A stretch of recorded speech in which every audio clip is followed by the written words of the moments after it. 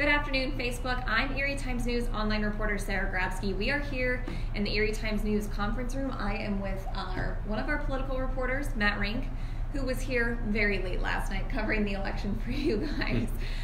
He had boots on the ground. He covered the campaign, a lot of the campaigns up to yesterday, and then of course covered the general election yesterday for you guys. So we're going to be going over some of the results, kind of giving you a recap, giving you the opportunity to ask questions. Matt knows a lot of these races extremely closely, has talked to the candidates, and just has a little bit of expertise that he can offer you guys. So let's talk about first, Matt, let's talk about like what some of the surprises were from yesterday. You also did the turnout story, right? Yes, I did, and I think you really didn't know where turnout was going to be in Erie County. Right.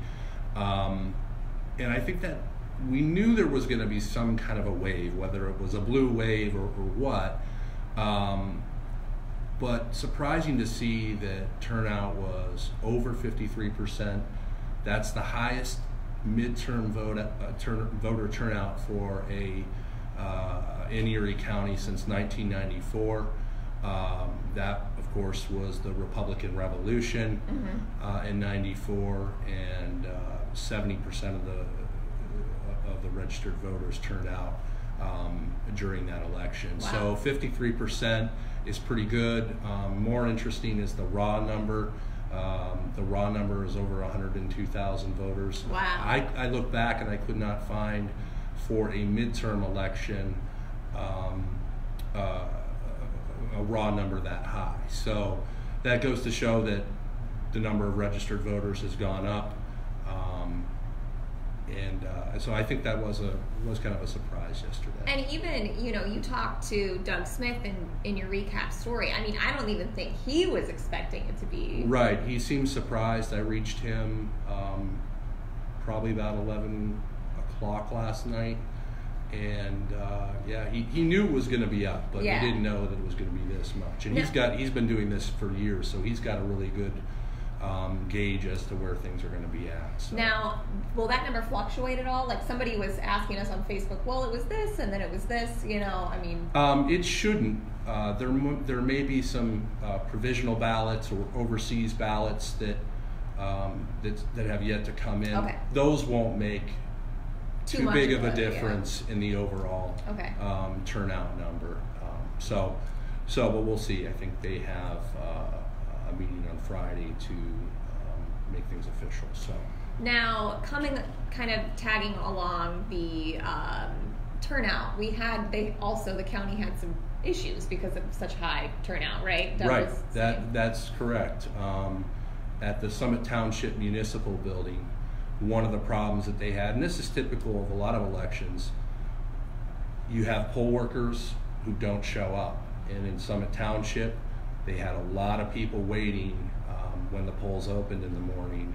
And so their challenge was getting people through that registration process or that sign-up process so they could get to the voting machine. So that was a bit of a challenge. The elections judge there said that they even had people who were waiting in line offering to help them. They had other people that were later on in the day who were sent, volunteers who were sent to work with them. But when I was there about 6:30, their turnout number was nearing 60%. Wow. I have not had a chance to look at what it ended up being, but they had quite a few people turn out. So that's great. Yeah. So one of the main races, we'll get into some of the races now. I know a lot of people have paid attention to the Kelly DiNicola race. Very interesting, kind of what happened. Tell us a little bit about it, Matt. Well,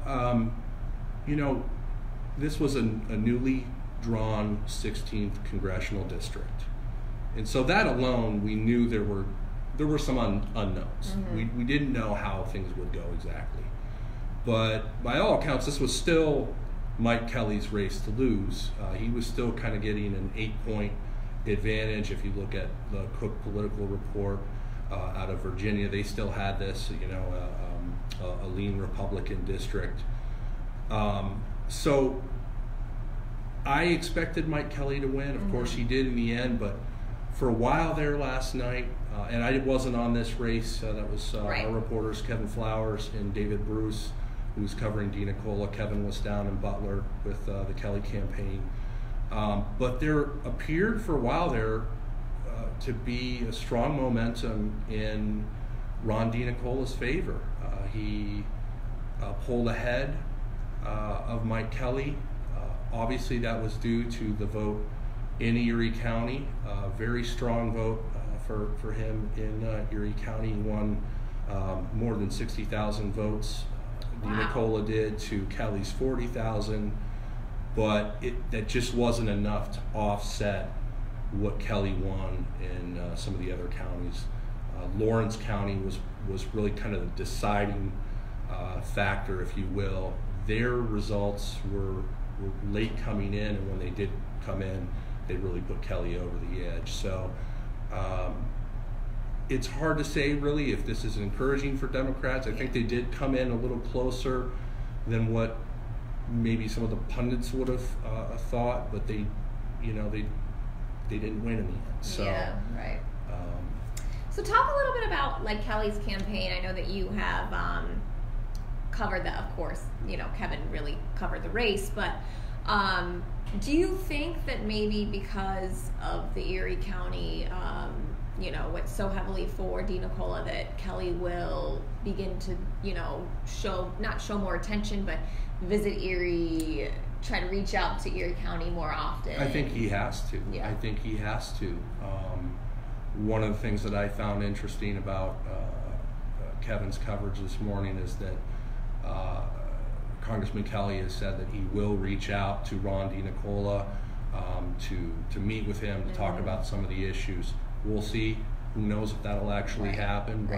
But certainly now, with the district being redrawn, including all of Erie County, he's going to have to pay more attention. In fact, you heard Ron Dina Cola say throughout the campaign that the reason he was in the race was because the district was redrawn, and that was key. So otherwise, I don't think Kelly would have had a Democratic challenge, or any challenger for that matter. We have a question: did Kelly win? Yes, and you can go over the numbers again. Yeah, Mike Kelly did win. The right now the unofficial results from the Department of State: 132,000 votes for Mike Kelly to Ron Dina Cola's 121,585. Ebert Beeman was also in the race. He got about 2,900 votes, really a non-factor. So yeah, Mike Kelly did win. All right. So let's talk about some of the other races. Again, another one that was looked at quite heavily was the Flo Fabrizio seat, right? Right. This was really Bob Mursky's race to lose. He had a lot of things going in his advantage. Number one, he has the political experience. He's got the name recognition, not only from his time on Erie City Council, but also, his father was sheriff here in the county for a long time. He knows how to run a campaign. He learned a lot of lessons when he ran for mayor in 2017 and came up short in the Democratic primary. He had the financial support. And then you have the fact that the district is heavily Democratic. So for Tim Kuzma, the Republican challenger, has never held public office. He's run before. He ran for a school director post before, but he just didn't have. It was an uphill battle. He also self-financed his campaign, which is a noble thing. But if you're trying to beat somebody who's got a lot of resources, then it's a little different. So Mursky ended up winning how marginally by a lot. Yeah, I mean he carried every precinct in the 2nd Legislative District, which includes the west side of Erie, all of Summit, and the Bell Valley portion of Mill Creek Township. The vote for Mursky was 13,700 to Kuzma 7,400, about 65-35 split. Mirsky knew before any of the results were posted on the Board of Elections website that he was going to win. Yeah. Because, and we saw this during the primary, one thing I don't think a lot of people know is that at your polling place, when polls close at 8 o'clock, they will post the results there at the site. Oh, so that's interesting. So Mirsky had poll watchers who went out to each of the precincts within the 2nd Legislative District, and they knew the numbers. So they were reading them off early on in the night, and they knew what direction it was going. And in the primary, Bob was very quick to claim victory. Last night, he wanted to wait a little bit and give Mr. Kuzma time to maybe call and concede. It took a little while, but I think he was enjoying the moment the too. Drama. Yeah, he was reveling in all of it. So what does this? And I know that we'll wrap it up here shortly. But what do like we have some change, some not change. Kelly Wolf is still governor. So what does this mean for the citizens of Erie? What kind of changes can we see, or what will it be big changes or not? Right away. Or well, you still have Tom Wolf got reelected. Bob Casey got reelected rather easily. Mike Kelly, of course. I think we'll have to see how Bob Mirsky does. He really is trading positions. You have the late Flo Fabrizio, who was really kind of the unofficial or informal leader of the Erie delegation in Harrisburg. To now you've got a newbie in there. So we'll see how the next 2 years go for Bob Mirsky. So that will be somewhat interesting. Mike Kelly is now going to be in the minority in the House of Representatives for the first time in his career. Of course, Democrats nationwide won enough seats to overtake the House for the first time since 2010. That will be some change, and that's also a reason why Mike Kelly is probably going to have to focus on Erie a little bit more. So, but the one thing I was watching last night was how Erie County would vote following the 2016 presidential election. I think everyone when it went red. And you had Governor Wolf win 60-40. You had Casey win about 60 to 40%. So it's really hard to say. We probably need another presidential election to know, but Erie County really was blue last night for sure. All right. Okay, guys. Well, thanks so much for joining us. Matt's always available via email, mrink@timesnews.com. He will continue covering Erie County and, of course, the politics that come along with it. So thanks so much for joining us, and we hope you have a good day. Thanks.